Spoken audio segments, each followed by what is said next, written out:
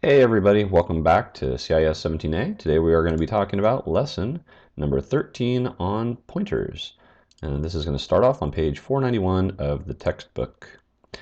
Alright, so pointers. The idea of a pointer is that we can indirectly access the value of a variable using the memory address of that variable. And we can store that memory address in something called a pointer. All right, so how do we get the memory address of a variable? Simply put, we use the ampersand symbol, and that will return the memory address of a variable. Now, we have to keep in mind that different types, like char or short or float, require different amounts of memory to store the corresponding value. So, for example, we can see in the illustration down here that letter is a char, and that's going to get 1 byte of memory. The variable number is a short, and that gets 2 bytes of memory. The variable amount gets 4 bytes of memory because it's a float. And the memory address is going to correspond to the first byte of memory that is allocated for that variable. Now, it's important to note that these numbers are arbitrary. There's nothing special about them. They're just used as an example. So as the book mentions, these are just arbitrary values that represent what could be the starting address of a memory location. Or I'm sorry, the starting address of a variable. All right, so how do we actually get that and store it into something? We put the ampersand symbol in front of the variable name. Now this can be a little bit confusing because we've used the ampersand before when we were working with passing a variable by reference to a function in the parameter list. So it's important to not confuse this, the way that it's being used here, with the way that it's being used in a function call. So let's go ahead and look at a quick example of how the ampersand symbol is used, the memory address operator, in a simple program where we declare a variable called x, and then we're going to print out the address of it, and then we're going to use the size of function to print out how many bytes are stored in it, and then we're going to finally print out the value, which we know is 25. So if we were to run this program, simply put, we get this output here.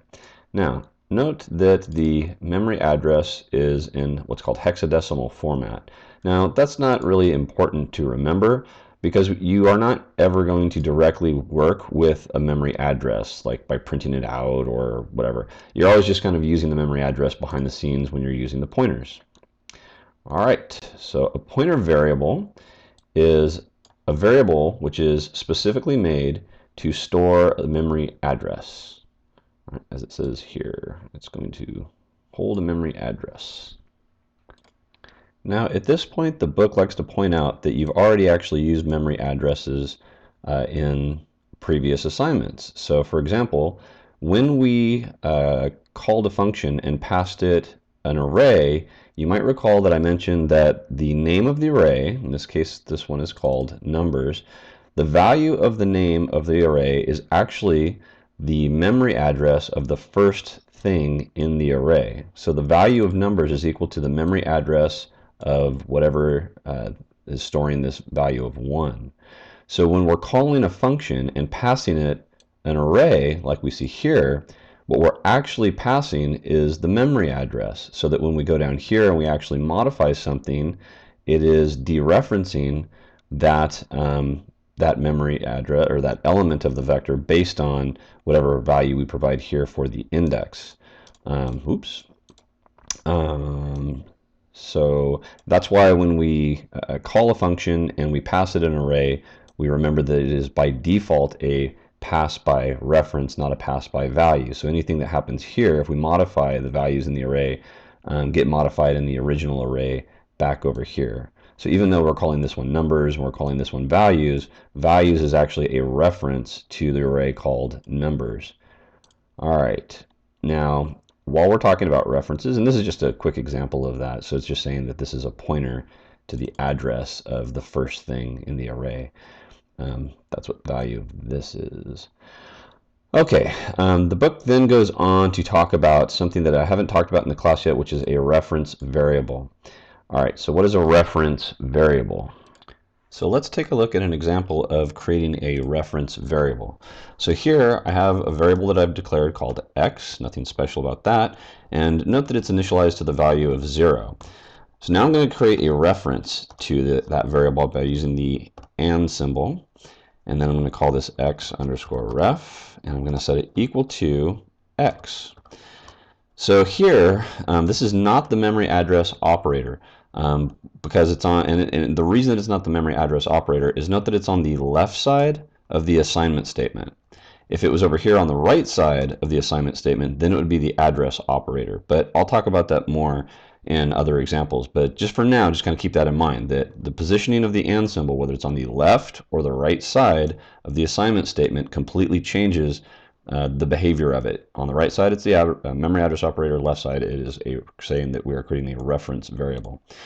All right, so I have made it so that x is now, I'm sorry, that xref is now pointing to or referring to the variable x. So now if I make any changes to the reference, it'll also make changes to the original. So for example, if I just go ahead and read in a value to xref, and note that I don't need to use the and symbol in front of it. I only use the and symbol when I declare the reference variable, not after when I use it. So it is going to read something in, and then let's go ahead and just display what that value is. But note that I'm going to put, not reference, I'm going to put x. So I'm modifying the reference, but because that is a reference to x, it should modify the original value. So when I go to print this out, it's not going to print 0. It should print whatever value I provided in the CN statement. So if we run it, and we get our window, so it's waiting for me to see something in. Just put an arbitrary number, 45, and you can see that it printed out x. It did not print out 0. It printed out 45. So that's what a reference variable is. It's when you put an and symbol in front of it, and then over here you put the name of the variable that it's referring to. Note that you have to put a variable name here. You can't put a literal. You can't put something like x plus 1, I don't think. Yeah, because it might have increased it by 1 memory address, but yeah, you can't do that. So you have to provide just the name of the variable that you're referring to. So in that way, references are very similar to pointers in that they contain the memory address of something that they are pointing to. So in looking at the example in the book, they're going to again use a reference variable, and this time they're using it in a function. So note that we used this reference variables before when we talked about passing a variable by reference, but we didn't talk specifically about creating a standalone reference variable. Now the way that you can think about this is that everything that is contained in the parameter list is what would be on the getting that one. Everything in the parameter list is what would be on the left side of the assignment statement when creating the reference variable, and everything that is in the argument list is what would be on the right side of the assignment statement. So that's an easy way to remember what's going on when you're using the function parameter list versus the argument in the function call. So again, this is what would be on the left side of the assignment statement. This is what would be on the right side of the assignment statement. So you can think of it as like saying int and donuts is equal to jelly donuts. And as we saw earlier, if we did this, it's a reference variable, it's going to modify the original value. And then next down here, we're going to see that it's just illustrating that pictorially. So, and donuts is the address of the variable jelly donuts. Now, pointer variables are a lot like references. They're just operate at a lower level. Now, what is meant by that is that there's a lot of stuff that's done for you automatically when you use a reference, like we see it here. Now, when you declare a pointer, we're going to use a different symbol. Instead of using the and symbol, we're going to use an asterisk, as we see here. So this is how we declare an instance of a pointer to another variable. One thing you may notice right off the bat is that unlike a reference, notice that this pointer is being declared, but it's not actually pointing to anything yet. Whereas with a reference variable, we can't do that. If you're declaring a reference, we have to provide a variable that it's pointing to or referring to. So for example, if I try to do this, I should get the little red squiggly line as an error message. So that's one big difference that you should definitely know for a test between a reference and a pointer, is that references always have to be initialized with some value, whereas like we see here in the book, a pointer can be declared and then not initialized. In this case, the value of pointer is just random garbage. We don't know what it is. Now, as the book mentions, it's important to note that just because we defined this pointer as a pointer to an integer, it does not mean that PTR contains an integer value. It just contains a memory address to a variable that is an integer. So whatever the type is over here doesn't matter. It's always going to store the same thing, which is a memory address. It's just the only thing that's different is if you make this a char or a float, is just what it's pointing to. But the size of this in terms of memory is always going to be the same because the size of a memory address is consistent across all variable types. You don't have different size memory addresses for different variable types. The book also mentions that you can declare a pointer this way as well. I discourage you from doing that. This is far less common. Most people declare variables that are pointers by doing it that way, putting the asterisk next to the name. So how do we actually use a pointer? Well, we use the memory address operator to give it an initial value. So here's a simple example. We have a variable called x. We have a variable called pointer, which is a pointer to an integer. And here's where the ampersand comes in with the memory address operator. So here we are assigning the memory address of x into PTR. So now we can see if we print out the value of x, we're going to get the number that we initialized it with. But if we print out the value of PTR, we get a hexadecimal address, which is the memory address of that variable right there. So again, note that the AND symbol is being used on the right side of the assignment statement, which makes it a memory address operator, versus the example we looked at earlier where we had it on the left. And I know I'm beating a dead horse with that, but it's really, really important. And if you can really just drill that into your memory, it'll avoid a lot of confusion, because it is confusing. You're using the exact same symbol to represent two completely different operations within the same language. So that's why I'll probably say it 12 more times before the end of this video. So let's go ahead and just take a quick look at the difference between the two, reference versus pointer. So instead of this being a reference, let's make it a pointer. And then let's go ahead and change this into an asterisk. Like we saw earlier in the book, it's perfectly happy to let that be uninitialized. So now we have to do the extra step, and this is where we don't have to do it with a reference, but we got to do that extra work. Like it said, the pointers operate at a lower level. So now we're going to have to set the value of PTR to the memory address of x. So now, and I'll explain why that's squiggly line in just a minute when we see another operator. So now, if we print out the value of x, we should see that it's going to be, well, obviously that would be 0, but let's go ahead and just see what the value of the pointer would be. And we should get a memory address. And there you go. All right, so this hexadecimal address here is the memory address of x in the memory. Now it's also worth noting that we could have just done this all in one line of code. We could have just initialized it like this. We could have just said this is equal to and x, and then avoided this line of code down here, and this program would do the exact same thing. It would print out the memory address of x, like so. All right. So we saw how we can assign a pointer to the address of a different variable, but how do we actually then use the pointer to modify the contents of that thing that it's pointing to, or display data that's contained in the thing that it's pointing to? The way we do that is with something called the indirection operator, which, again, unfortunately, is the exact same symbol that we use when we're declaring an instance of a pointer to something. And just like with references, it's me beating that dead horse again, whether the asterisk is on the left side or the right side of the assignment statement will dictate what type of operation it is. So let's go ahead and just look down here at the example that the book gives. It's a little bit lengthy, but not too confusing.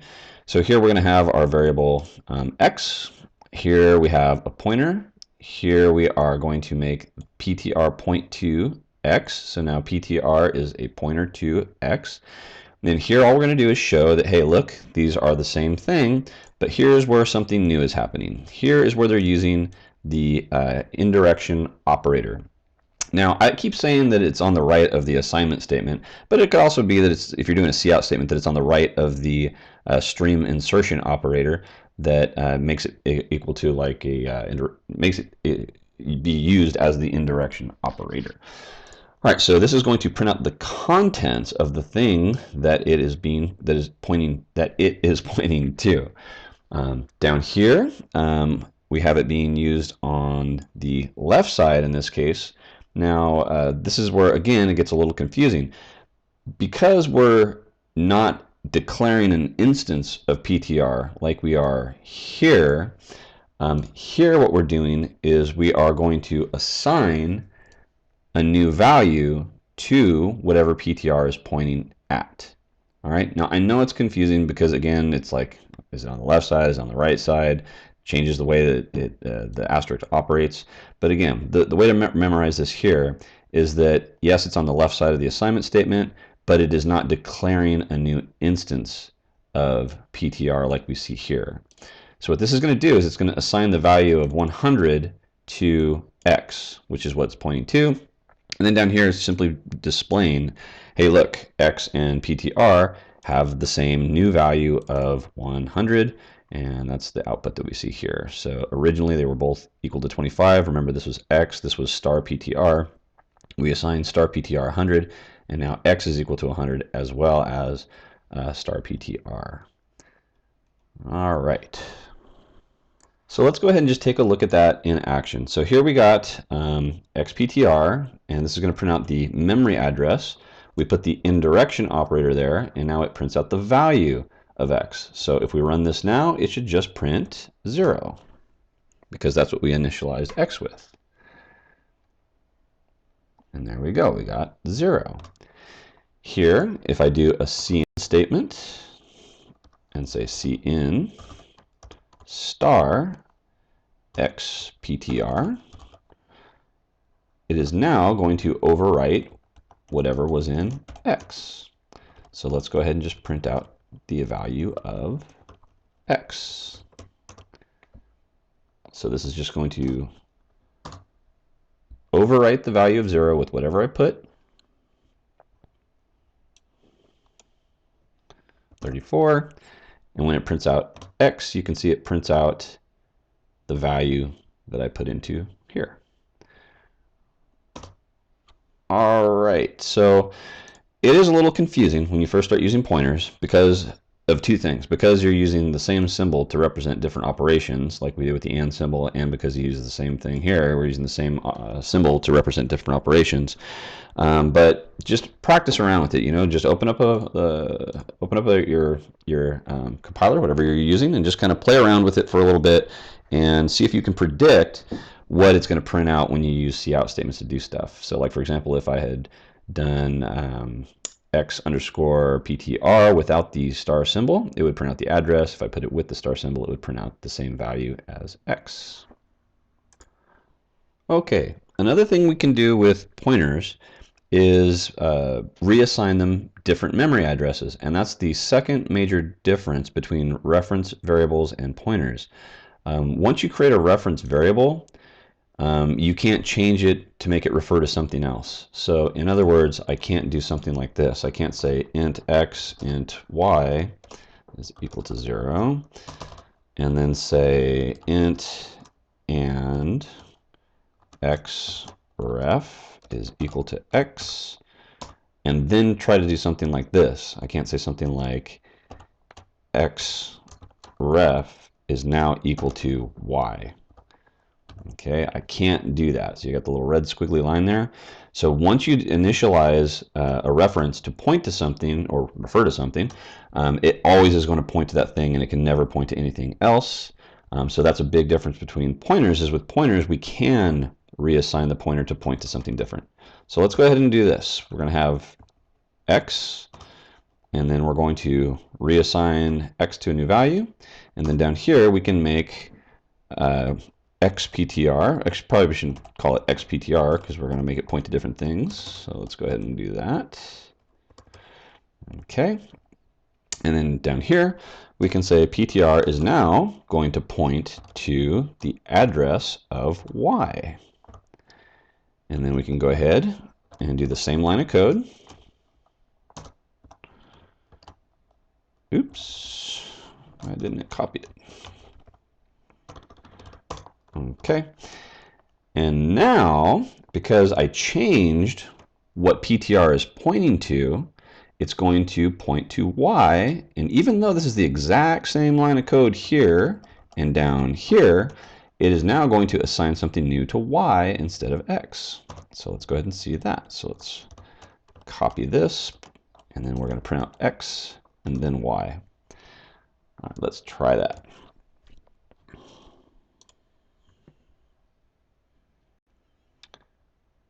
All right. So it's down here waiting for me to assign a value, and that's going to go into X. So let's make X equal to 34. Now it's waiting for me to assign something to Y. So let's make that 56. So again, we know that those were initialized to 0, but now when we go to print X and Y, as you can see, now X is equal to 34 and Y is equal to 56. And this is the very, very powerful feature of pointers, is that we can reuse a pointer to point to multiple things to get work done. So the book is going to give you the same demonstration that I just gave you, but with more text basically. So here they're declaring 3 variables, 1 pointer, and then they're going to make it point to different things. So here they're just showing you initially what the values of those variables are. Then down here we're going to assign pointer to the address of X, and we're going to add 100 to it. Note that the asterisk is being used here on the left side, so it's not declaring an instance because there's no type here. There's no int or char or float. So this is going to add 100 to whatever the value of X currently is, and then we're just going to make it point to something different and do the same thing. And then same thing, point to something different, do the same thing. So down here they're just showing you initially it's 25, 50, 75, which is the initial values that were given to it here. And then by the time that we're done, it's added 100 to everything. So now, even though we're printing out X, Y, Z, it's going to be 125, 150, 175 from this plus equals operation down here. Next, the book just points out what I've been saying over and over, is that C++ reuses the same symbols over and over. So I noted that when you use it like this, that this is just saying that you're declaring an instance of a pointer, versus when you use it like this, it's the indirection operator, and we're actually assigning 100 to whatever this is pointing to. But it's also worth noting that we also use the asterisk to do multiplication as well. So that's one of the reasons why when you first learn how to use pointers, it can be so confusing, is because we have the same symbol being used to represent multiple things. Next, the book is going to talk about how arrays and pointers are related to each other. So remember that the name of the array is actually a constant pointer to the first thing in the array. So because it's a memory address, we can dereference it or use the indirection operator, just like we did with a pointer. So it's a very simple program. We can see we have an array called numbers. The first thing in it is a value of 10. So if we put cout star numbers, the name of the array, as in the example down here, we see that it prints out the value of the first thing in the array. Now, we've always used the square braces and put a number in between the square braces to represent the index of the element in the array that we're trying to refer to. But we can also use the indirection operator to do the same thing using the name of the array, using a couple parentheses and some addition. So we can see here, this is how we typically do it. Number 0 will give us the first thing. Numbers 1 will give us the next thing in the array. But we can actually use the addition operator to perform memory address addition. So if we put something like this, numbers plus 1, it's the same as if we put numbers square brace 1. So let's go ahead and just take a look at an example of that in code. Okay, so here in this program we have an array called num, and then we are using implicit size by putting a list here with values in it. So this is an array of size 3, or has 3 elements, I should say.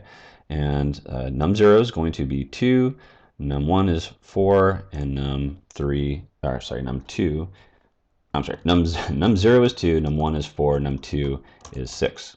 So let's go ahead and you guys should be pretty comfortable with that by now, but let's just go ahead and take a peek real quick. So num0, first thing in the arrays should print out the number 2. And we can see that we get the number 2. just like that. All right, but since num is actually a constant pointer, we could also just do this.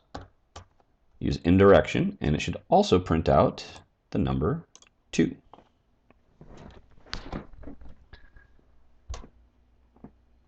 Like that. All right.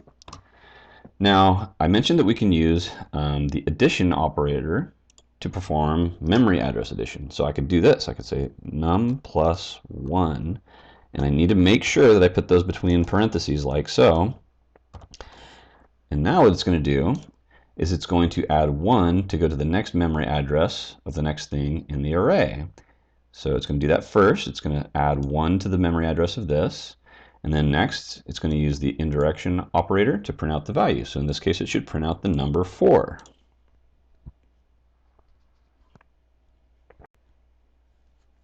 And there you go, number 4.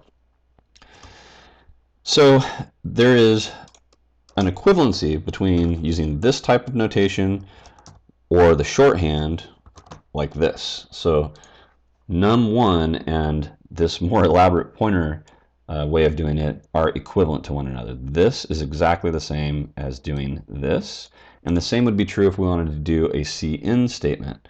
So if we wanted to read in something and say cin num1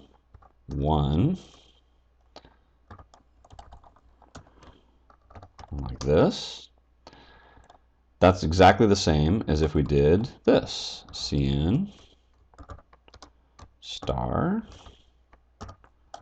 num plus 1.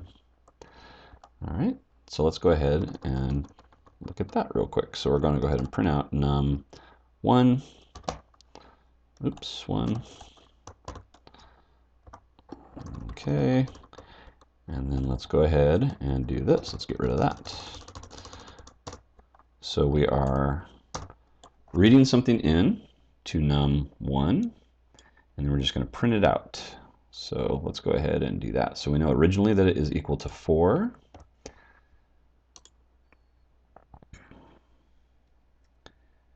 And now let's go ahead and print in a number. So it's waiting for me to write something in. Let's put in 54. And then now when I hit enter, it prints out num1, oops, num1, which was originally equal to 4, but now it wrote in over the top of it with 54. So I changed the value from 4 to 54. Now, again, I know the first time that you start to do this, it can be a little bit confusing, but again, it's just practice and repetition and getting comfortable with the notation. Now down here, they make a note that when you use the addition operator with memory addresses, that automatically behind the scenes, it takes into consideration the size of the type. So if it's 2 bytes, it's actually adding this to it in 2 times 1 or 2 times 2. But don't worry about memorizing this because you'll never have to actually use that. If you were going to use this type of notation instead of subscripts like we normally do with the square braces, you just use 1, 2, 3 to go incrementally through all the different members of the array. So down here in this picture, they're just showing you what I just showed you. This is the equivalent of num0. This plus 1 is the equivalent of num1, so on and so forth as you move through the array. All right, and then they just mentioned down here, the parentheses are very important because of order of operations. If we do this, what it's going to do is it's going to, as it says here, it's going to add 1 to the contents of the first element of the array. All right, so this is going to dereference, using the indirection operator, the value of the first thing in the array and add 1 to whatever that is. So hopefully that makes sense. So for example, if the first thing here was the number 55, this is going to dereference 55 and add 1 to it and make it 56. Well, it's not doing an assignment, so anyways. But hopefully just the main thing, again, to memorize is just that if you're going to use this type of notation, you have to remember to use the parentheses. Otherwise, it's a logic error. It's not a syntax error, it's a logic error. So the next thing we're going to see in the book is a simple example using that type of notation. So here all we're going to do is declare an array, call it numbers, and here's our variable that we're going to use to iterate through the for loop. Again, I don't like that they do this separate. They should just declare it here inside the for loop. And then down here is the notation that we just demonstrated. So here we are actually going to fill up the array using that notation, and then down here we're going to simply print out the contents of the array. And you can see that here. So the user enters 5 numbers, and then we print out those numbers back out to the users. All right, remember that there are no bounds checkings with arrays, so you're responsible for making sure that you don't have that off by 1 error in here. All right, so remember, if you're going to use size, you want to make sure that you do it 1 less than the size, not less than or equal to. So just like we talked about in previous lessons, when you're working with arrays, you got to be careful that you're not going outside the bounds of the array, because it will crash the program. In the next example in the book, they show that you can actually use a pointer as an alias to the name of an array. So let's look down here, and we have an array called coins, initialized using a list like so, and then we have a pointer called double PTR. And here's where the magic happens. We are assigning the memory address of the first thing in the array to our pointer to doubles. All right. So now that we have double PTR as an alias to coins, we can actually use it in a loop to print stuff out or change the values or any of the things we would do by using the name coins directly. So let's just take a look at that as an example here in our code. So here's our same array, num. Next, let's go ahead and make a pointer to num, PTR. And notice that I don't need to use the ampersand symbol here. I don't need to do this. In fact, I believe, yeah, it's going to be an error if I try to do that. And the reason for that is because the difference between num and saying something like int x and trying to do something like this, x, is that num is a pointer versus x is not. So if we already have a pointer to something, we don't need to use the and symbol down here when we assign it. So again, we would not use the and symbol to make numptr point at num. We would just put the name of the array. So now numptr is now pointing to the first thing in the array, in this case 2. So now that it's pointing at that, let's go ahead and just loop. So we're just going to loop through all 3 things, and we can say print out the value of numptr. So we're going to see out the value. And actually, I'm sorry, we're going to print out the value like this. There we go. And let's print a line there. So let's go ahead and just run it. And so this should print out the values 2, 4, 6.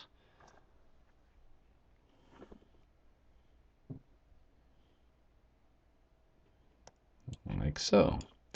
So again, the key here is that instead of using num, we're assigning num's address to a different pointer, and then we're using that to print out the stuff in the array instead of just using the number, the name of the array. Okay, so you can still use this. So you can use the same subindex operators to cycle through and either read out or print in or write in the numbers of the values of the array. All right. So that's all that we're doing here in this example is exactly what we just saw me do a moment ago.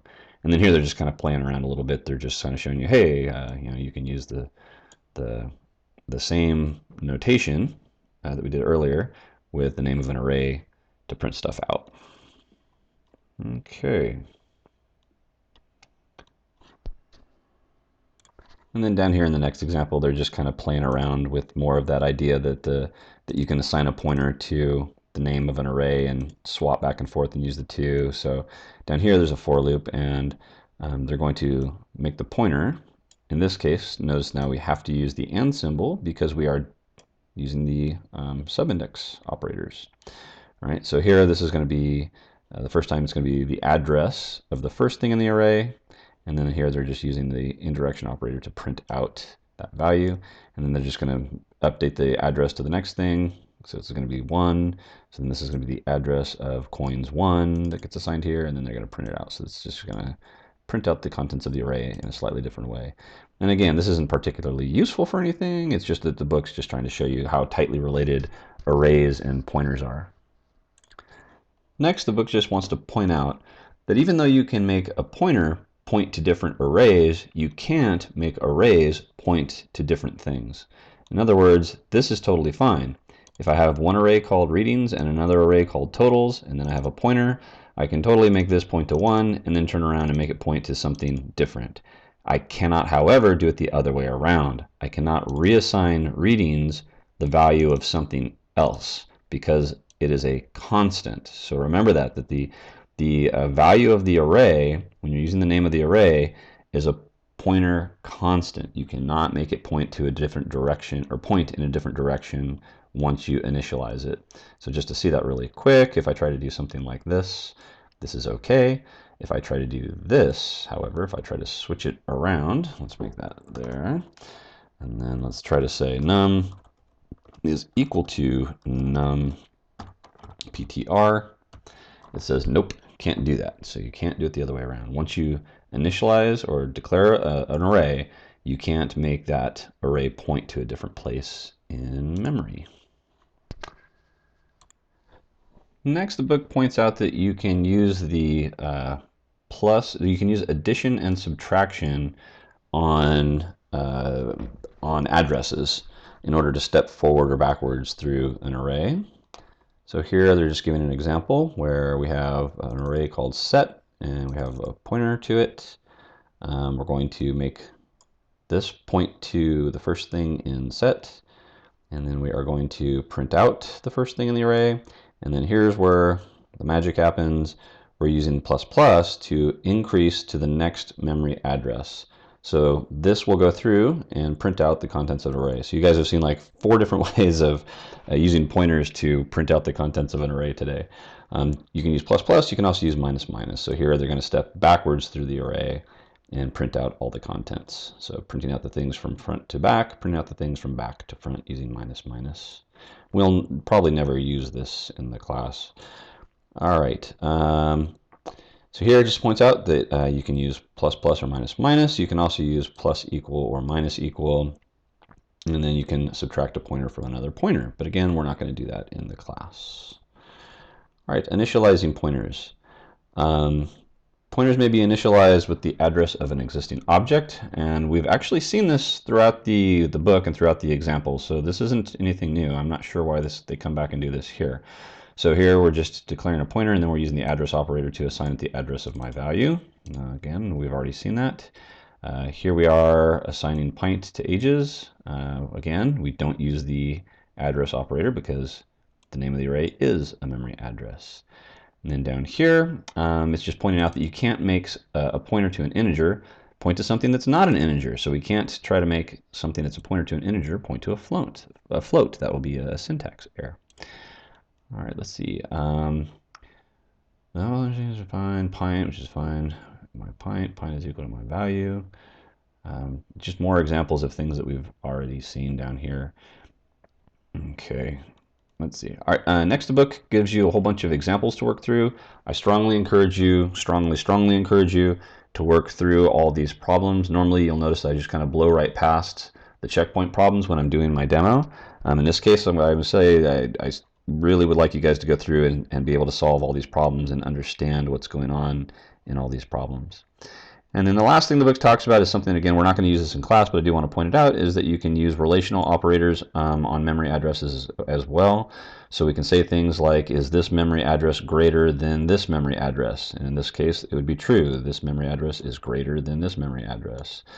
We can see our 2 memory addresses equal to one another. So in this case, we have an array called R. And then we're just comparing, is that equal to the address of the first thing in the array? And in this case, that would be true. We can also see if memory addresses are different from one another. So we can say, is the memory address of the second thing in the array different than the memory address of the third thing in the array? And in this case, that would be true. They are not the same memory address. Okay. And then we can also use that to do kind of funny stuff like down here. Again, this is very, very, very uncommon. You would not normally use pointers like this.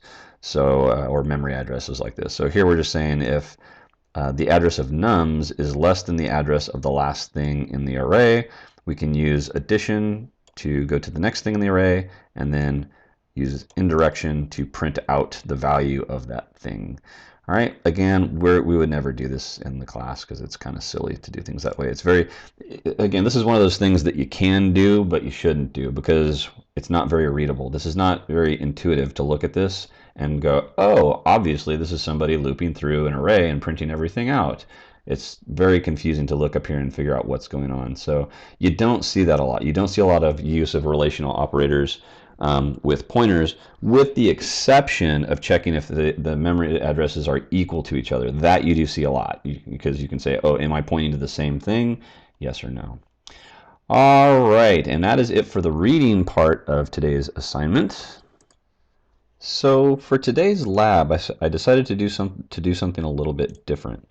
So if you look at lesson number 13, which is the one we're on right now, for the lab, normally we would have a screenshot of a program running or some pseudocode, but instead what I decided to do is just have you answer the questions that I mentioned earlier in my video, questions 9.8 through 9.1 through 9.8. Those are located on page, I didn't put it here, I believe they're located, oh there it is, yeah, they're located on page 506. I know that if you're looking at the video it's probably really hard to read that, but it's 506. So back here in the book, just gonna go back to 506, and then what I'd like you to do is, since you're not turning in code, you're turning in this case we'll just use a Word document to turn in your work. So all you need to do is open up Word, just put your name down at the start, and then just write down your answers to the questions. And you don't have to print the entire question. You can just go ahead and put 9.1 and then put your answer to it. So for example, if I was going to do this and then turn it in, I would just start off on 9.1 like so, and then the question was, write a statement that displays the address of the variable count. So a statement that displays the address of a variable called count would just be cout the address of a variable called count. So we're using the memory address operator to print it out. So I'm just going to type that in. Next, 9.2 says, write the definition statement for a variable called FLT pointer. The variable should be a pointer to a float. So the name of the variable is FLTPTR, and it is a pointer to a float.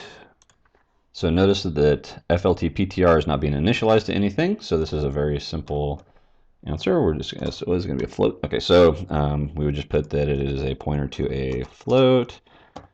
Asterisk means it's a pointer, and it was called FLTPTR, and that's it, because it didn't say that this is going to point to anything. It just said write a definition for a pointer to a float called FLTPTR. So there's your answers to the first two questions. All right, so once you're finished with this, obviously save it, and then you'll see that it's going to be a little bit different over in Canvas. It's going to have you submit a Word document instead of a .cpp file. And if you don't have Microsoft Word, then you can go ahead and instead go into your accessories and then write it up into a notepad document, and it would just be the same thing that you see here. You just put your name, first name, last name, and then 9.1, 9.2, and then your answers to everything. So I'll make it so that Canvas will accept either a .docx file or a txt file for your solution. All right, that's a pretty long video, and it's worth noting that pointers are one of the more difficult topics to start to learn in C++. So again, as usual, if you have any questions, don't hesitate to contact me, and good luck on the lab.